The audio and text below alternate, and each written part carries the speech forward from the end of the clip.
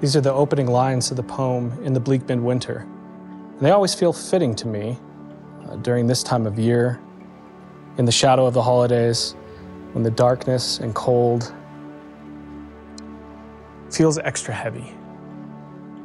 There's a wintertime tradition in Scandinavian cultures summed up in one word, hygge. The closest English translation is coziness, but not just in a physical sense, it's much more psychological and relational.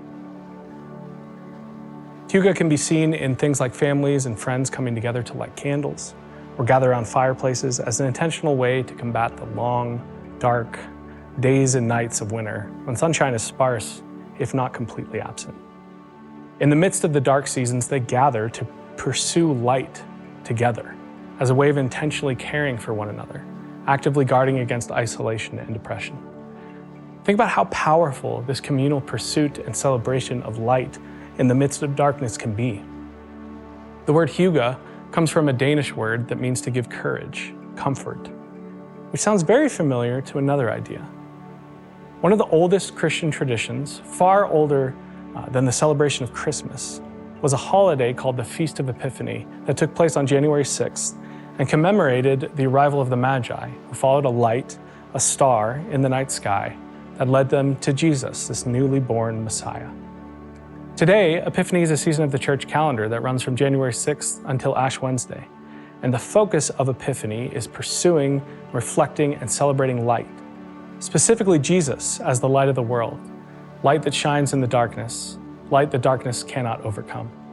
I have to believe that it's no accident that this celebration of light and Christ takes place during our darkest months.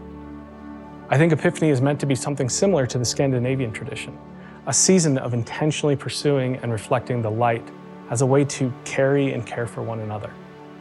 Which got me thinking, how could we be more intentional in reflecting Christ, reflecting light in the darkness for one another? How do we follow Christ's example and give comfort and joy to the people around us? So maybe you could do something simple like write a note to someone, or give out candles, or call a friend or neighbor, buy something online for a family member and have it shipped to their home. Small acts of love that give light to one another. These months don't have to be so dark.